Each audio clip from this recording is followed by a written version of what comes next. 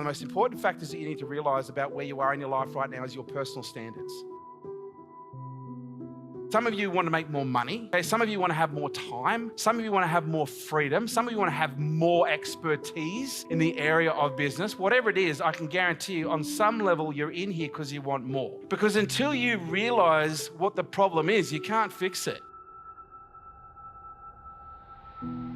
Some of you need to realize right now the biggest problem that you have is in your standards. Your standards when it comes to your personal freedom might be a problem. Your standards when it comes to your work ethic might be a problem. Your standards when it comes to your relationships might be a problem. Your standards when it comes to your planning and time management might be a problem.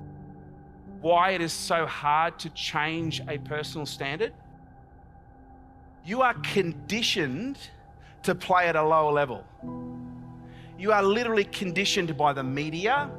You are conditioned by society, you are conditioned by schooling, and in some cases your family and your social environments to play at a lower level. Do you know why you are conditioned to play at a lower level?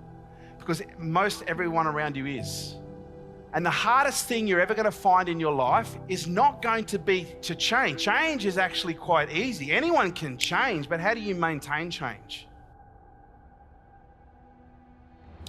Every single thing you want right now in your life is on the other side of a standard that is too low. And please trust me when I say this, no one is born enjoying things that are hard. You are born with two fears, the fear of falling and the fear of loud noises. Every other fear that you have learned, that you've adopted through observation and transmission from your environment. So whatever you're afraid of, for the most part, it's not real. It's not a real fear. 99% of your fears are born, raised, and die inside your mind. And it's not until on some level you achieve a level of confrontation with that fear, that if you ever get the privilege of doing that, that you realize there's nothing to be afraid of after all. Your brain processes 16 trillion bits of information. You are a $1 trillion piece of biotechnology. The temperature of the room, the wind against your skin, the words that you're listening to.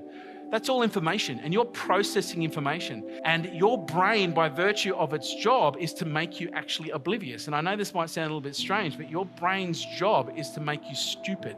Essentially filtering out enormous amounts of information and only serving you very small pieces of data based on what you've programmed for your survival. The more aware we are of how our brain filters information, the more we can catch what is being filtered. Our brain filters information based on what's important to us. Our brain also filters information based on what's painful for us. The more we can start to acknowledge and recognize where the pain shows up, the easier it is for us to become more conscious. But we want to become conscious of where our perspective is. How do children learn? How do adolescents learn? How do young adults learn?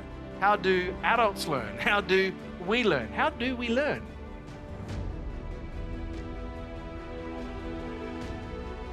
We get told stories. Stories about mum, stories about dad. And so this is how the psychology is formed. The psychology is formed by stories.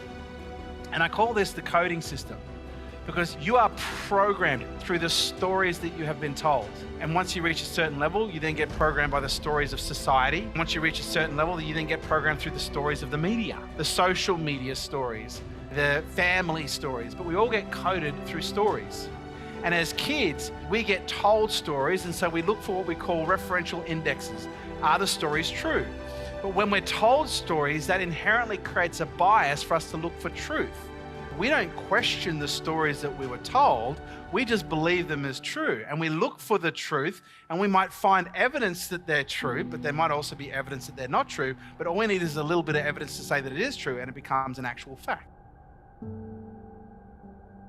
And one of the stories that we get told as kids, and I don't know if anyone can relate to this, money doesn't grow on trees, money is the root of all evil. Now, here's what's really interesting. When you're a child, it's very hard to know if this is true. And so we make sense of the world not just by the stories that we get told, we make sense of the world by the stories that we see. And as kids, what's one of the main ways that we consume large amounts of stories in an animated way? Television, cartoons specifically. And who was the rich person in cartoons? Was he the good guy or was he the bad guy? Even the most popular cartoon in living history, which is The Simpsons, the wealthiest man in The Simpsons is Monty Byrne. Is it fair to assume that maybe there's an unconscious belief system that is starting to formulate here?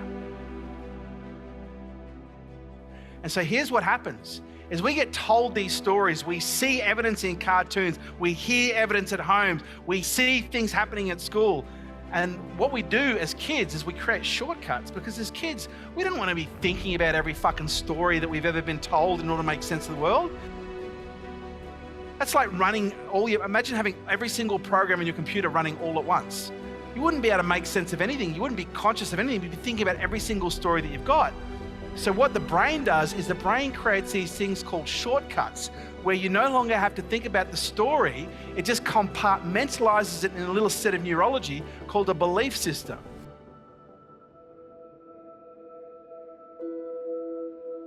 And that belief system is the shortcut of how you now filter your experience in the world.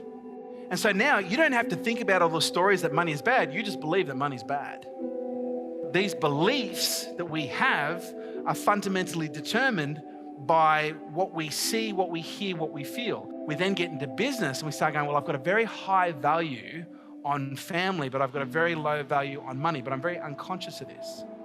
And if you have seen people being ostracized because of having money, if you have seen conflict because of money, then chances are you may unconsciously filter opportunities where money is present for you to be able to make it, because on some level you want to protect yourself from the pain that you've seen that is created when people have it. And so here's what happened. We start filtering out opportunities where money is present, but then we start developing another shortcut, and the next shortcut that we develop is a motivational shortcut, and it's called our value system.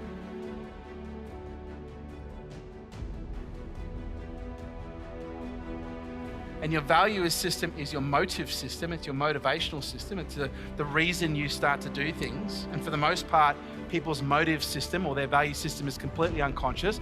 But your motivational system or your value system is the reason that you do certain things and the reason that you don't do others.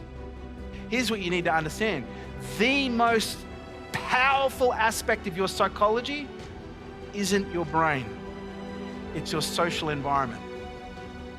Because that influences your psychology at a level that in most cases you can't outrun. Why? Because you can't get out of the environment. Eventually your environment will break you down. If you don't understand, one of the most important factors that you have that will determine your success are the people that you put around you. And what their stories are that they're using, and what they value, what they move towards and what they move away from.